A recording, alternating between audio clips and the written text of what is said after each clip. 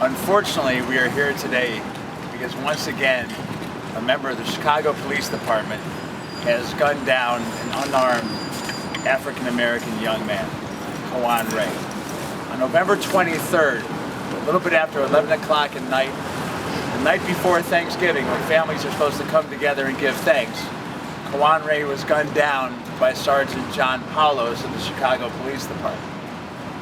Kajuan Raye, as you already know, was standing at a bus stop. He was approached by the sergeant. The sergeant got out. Kajuan ran.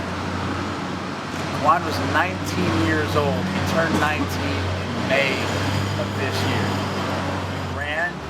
He was unarmed. He ran because a lot of unarmed young African-American kids run because he was afraid of what might happen by the police. And his fears turned out to be, unfortunately, correct. There is a partial video showing the chase. He was shot in the back. The police gave a statement from Officer Sergeant Paulos saying that Kajuan turned and pointed the gun at him not once, but twice. That is simply ridiculous. It is another attempt to cover up another fatal shooting by the Chicago Police Department. After Kajuan was shot, there was an intensive, and I mean intensive, search by the police department to try and find the supposed gun. Dogs were brought out. There was a grid search. They searched everywhere. I am sure they searched the sewers, the street, the yards, the houses, all around this neighborhood. And guess what? There was no gun. There still is no gun. And there won't be a gun because Kajuan did not have a gun. He was unarmed. Sergeant Paulos is facing a current lawsuit for a shooting in 2013 where he shot an unarmed man in Lincoln Park after leaving the family bar.